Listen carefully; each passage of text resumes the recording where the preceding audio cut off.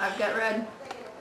I am here with Sheriff Mack, and Sheriff Mack, you are a former sheriff in the state of Arizona. Yes. And you spend a lot of time educating other sheriffs across the country about the rights of sheriffs and the responsibilities of sheriffs. Your landmark focus has been a court case that you won at the U.S. Supreme Court regarding whether or not a sheriff has to obey some of the federal regulations that may be contradictory to the Constitution. You want to give a thumbnail sketch of what that's all about? Well, yeah, it was the Brady bill, and I was the first sheriff in the United States to file a lawsuit against the Clinton administration because they were actually commandeering our office for federal bidding.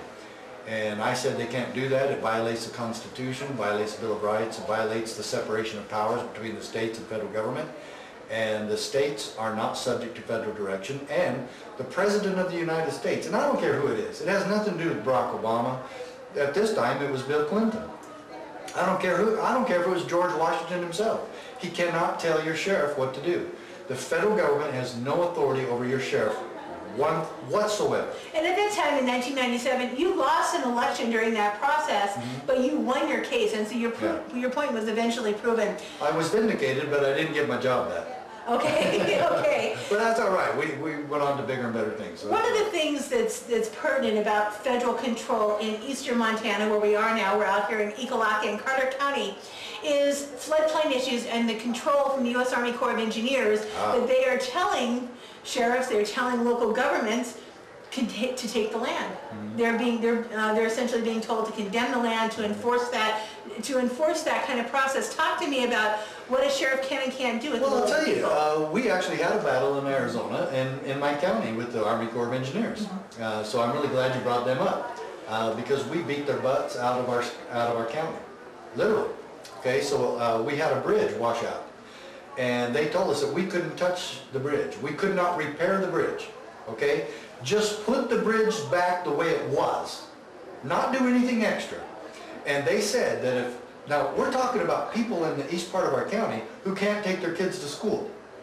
And a 1 mile trip is now a 52-mile round trip to get kids just to school, okay?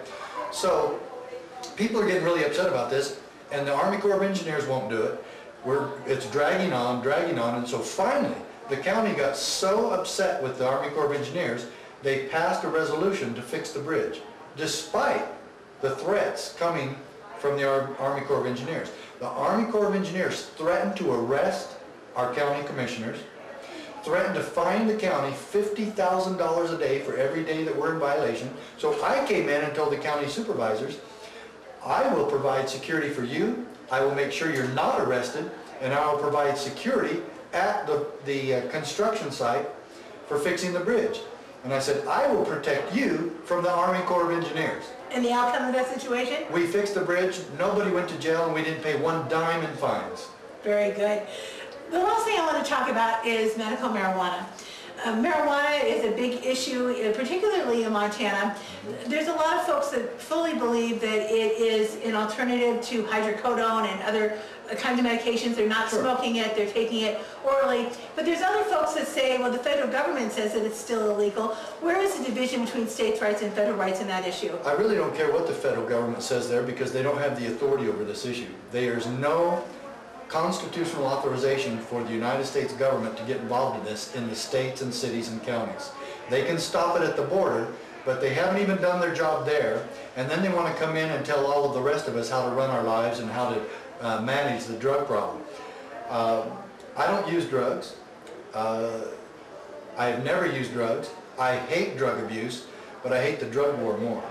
And it has been a source of big brother government that has been only second to the IRS in abuse and big brother tactics.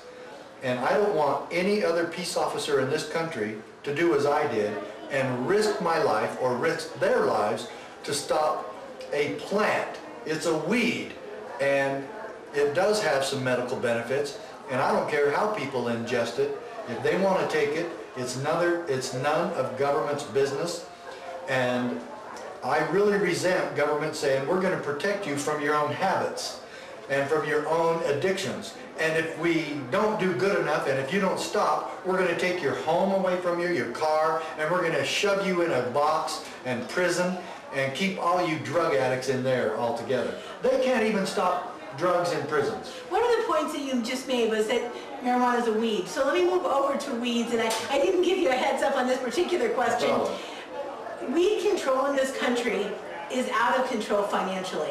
It's costing governments millions of dollars that are being mandated by the EPA. Address that issue as far as whether or not law enforcement should be forcing landowners to clean up those weeds. Get rid of their weeds? Well, I'll tell you right now, the EPA, in my case, in Mack, Printz versus United States, Justice Scalia said that they were ruled to be unconstitutional in the early 1970s, and they are. OSHA, all these other agencies. The Constitution protects us from our own best intentions. And I don't care what kind of benevolence you can attach to the EPA and all the other things the federal government is trying to force down our throats. Obamacare, whatever it is. They have no authority to do it. The states don't have to go along. And I believe that Montana can address their weed problem without force from the stupid federal government. And now let me bring that back to where we started. In 1997, you won the Supreme Court case, and it gave you what authority as sheriff? It says that the sheriffs are to keep their oath of office, and that they are actually part of the state and the political subdivision of the state, and it's our job to protect our people from the incursions and overreach of the federal government. So when the federal government is out of control, to whom can the people turn for peace and safety and protection? The county sheriff. And you have a booklet that's available to the public for a small fee, as well as to every sheriff in the state of Montana and every sheriff in the nation. How can they access that book? Just go to Sheriff Mack, that's M-A-C-K, sheriffmack.com, and you can get any of my books there.